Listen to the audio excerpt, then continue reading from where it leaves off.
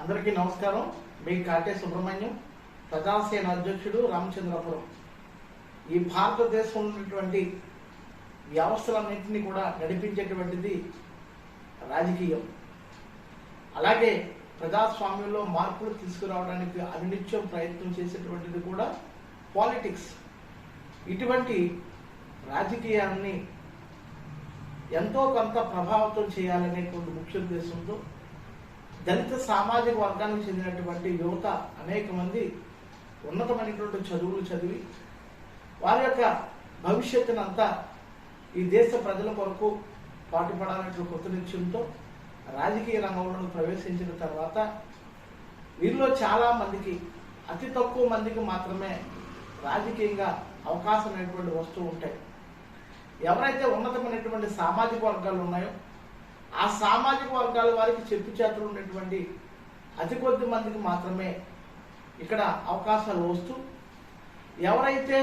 మేధావి వర్గం ఉందో వారందరూ కూడా కొంతమంది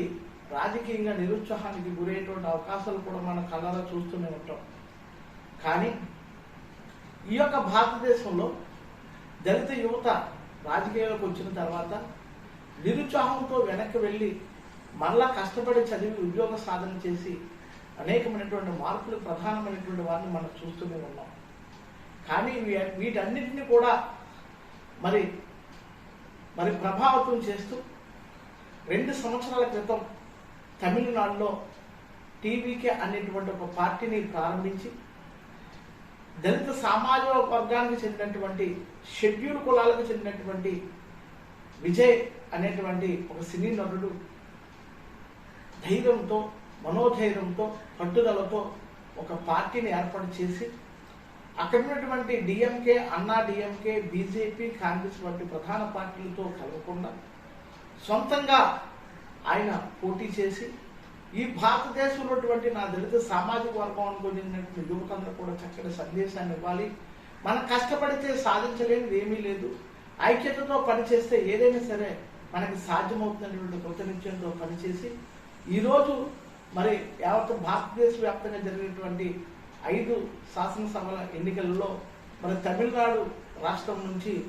మరి సుమారుగా 109 స్థానాల్లో ఘన విజయం సాధించి ఈరోజు ముఖ్యమంత్రి అభ్యర్థిగా మరి ఆయన ఎన్నుకోబడుతున్నాడని అంటే ఇది ఒక సంచలనమనే చెప్పాలి. ఎవరైతే నిరాశకు గురవుతున్నటువంటి దళిత యువత ఉన్నదో ఆ యువత అందరూ కూడా ఆయువు పోసినటువంటి మరి ఒక గొప్ప నాయకుడు మరి విజయ్ అని చెప్పాలి. మరి విజయ్ లాంటి ఒక వ్యక్తి ఒంటరిగా మరి ఒక రాష్ట్రంలో పోటీ చేసి ఆయన గెలవడంతో పాటు ఆయన సైన్యాన్ని కూడా గెలిపించుకుని ఈరోజు ముఖ్యమంత్రి పీఠాన్ని అధిష్ఠించడానికి ముందుకున్నారంటే మరి ముఖ్యంగా షెడ్యూల్ కులాలకు చెందినటువంటి యువత అందరూ కూడా ఆయన చూసి ఇన్స్పైర్ అయ్యి భవిష్యత్తులో కూడా కష్టపడి ఒక మంచి వ్యక్తులుగా మనం సమాజంలో ఎదిగినట్లయితే అందరూ కూడా మంచి భవిష్యత్తు ఉంటుందని, అలాగే భారతదేశంలో ఉన్నటువంటి అన్ని సామాజిక వర్గాల వాళ్ళందరినీ కూడా కలుపుకుని మనం వెళ్ళిన రోజున విజయ్ గారు లాంటి విజయం మన అందరికీ కూడా వస్తుందని తెలియజేస్తూ, రాజకీయం అంటే ఏదో ఒక సామాజిక వర్గంతో సాధ్యం కాదు, అన్ని సామాజిక వర్గాల వారిని కలుపుకొని వెళితేనే అది సమూలమైనటువంటి విజయం, సమూలమైనటువంటి మార్పుగా భావించి విజయ్ గారు వెళ్ళారు. కాబట్టి ఈరోజు మరి ఆయన ముఖ్యమంత్రి పీఠాన్ని ఒక దళితుడు మరి తమిళనాడు లాంటి మరి ఒక ముఖ్యమంత్రి పీఠాన్ని రాష్ట్రంలో మరి అధిష్ఠించబోతున్నాడంటే ఈరోజు యావత్ భారతదేశంలో ఉన్నటువంటి యువత, అలాగే షెడ్యూల్ కులాలకు చెందినటువంటి ప్రతి ఒక్కరు కూడా గర్వపడినటువంటి రోజుగా భావిస్తూ మరొకసారి ఈ భారతదేశంలో ఉన్నటువంటి యువత అందరికీ కూడా మరి ఒక నమ్మకాన్ని, మనోధైర్యాన్ని నింపినటువంటి విజయ్ గారికి కృతజ్ఞతలు తెలియజేస్తూ మరి త్వరలోనే ముఖ్యమంత్రి పీఠాన్ని అధిష్ఠించనున్నారు కాబట్టి వారికి శుభాభినందనలు తెలియజేస్తూ ఈ కార్యక్రమం